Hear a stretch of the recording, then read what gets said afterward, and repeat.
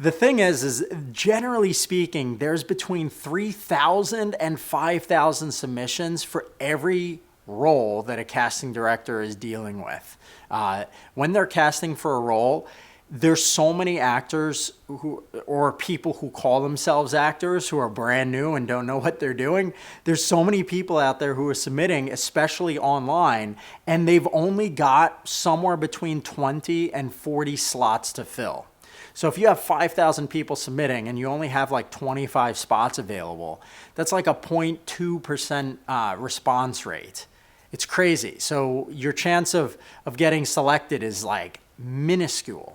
So when you're more effective, when you work on your submissions process and try to get it as effective as possible, you can dramatically increase the probability of being called in for an audition. And that is one of the biggest differences between an actor that's consistently working and moving their career forward and someone who feels stuck, is that an actor who's working and consistently moving their career forward, they are typically going out on between 2 and 4 auditions per week. Whereas an actor who's stuck is going maybe on 2 or 3 per month. So I'm going to explain how this whole thing gets narrowed down, okay? So again, I said that there's 3,000 to 5,000 actors submitting and only about 20 to 40 roles available, right? And the crazy thing is that the casting directors who are filling in those roles typically fill up at least 5 to 10 of them with actors that they already know. They have like a small roster of actors that they pick from, and they're like, I'm going to bring this person in, I'm going to bring this person in, and it kind of saves them time. And then they usually fill up the remaining 20 or 30 roles with other actors that kind of submitted cold that they don't know. So a casting director is going to post their breakdown to either the general public, meaning like Actors Access and other online casting sites, or they're going to post to a place like Breakdown Services, which can only be accessed by agents and managers.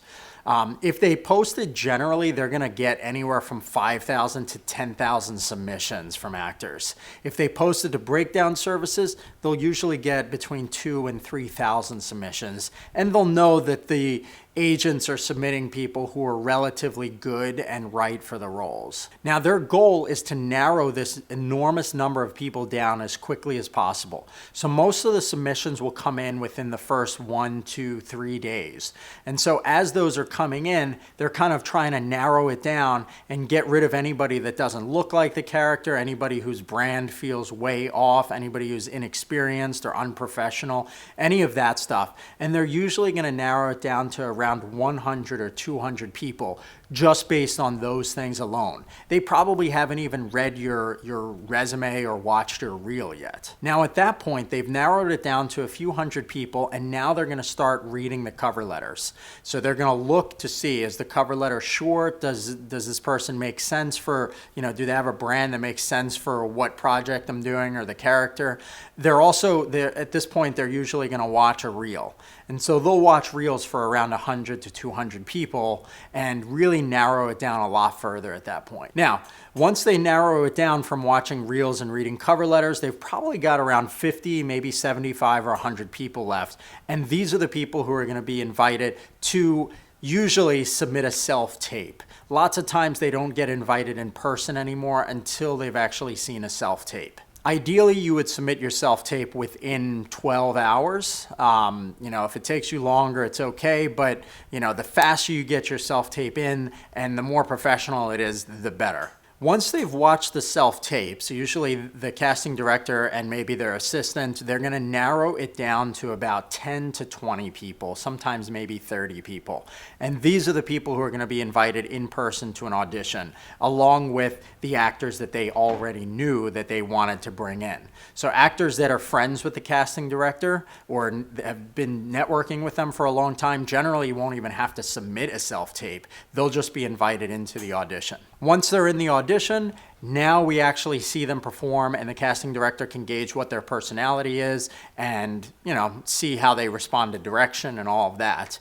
And they, again, narrow it down even further to maybe like 5 or 10 people, and they invite those couple of people back for the final callback. Sometimes they do multiple rounds of callbacks.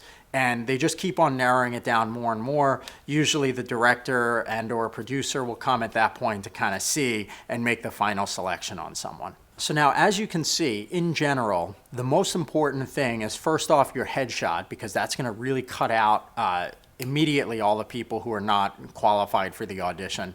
But then after your headshot is looked at, they kind of usually narrow it down to a couple hundred people. Now they're starting to look at your cover letter. And one of the fastest ways to screw things up at that point is by sending a canned copy and paste message. So you really want your cover letter to be on point. That's the general process for submitting. You know, it all comes down to sending in your cover letter, your headshot, resume, and including a link to your reel, being professional, making it really easy for the casting director to, to go through your materials, and it just kind of, keeping in mind that outline that I gave you of how they start with like 3,000 or 5,000 people and narrow it down. It gives you an idea of what you need to be prepared for and all the things that you need to think about when you're submitting in order to not get knocked out too high up on the list. Most actors obviously get knocked out in the first step, and that's usually because they don't have a professional headshot or they don't look like the character, So make sure that you're submitting for things that are very targeted, and it leaves a good taste in the casting director's mouth, especially the next time you submit to them. They might remember you. If you're like sending out random stupid stuff that's not relevant, they'll remember that too, and you might have a much harder time getting work from that casting director down the line.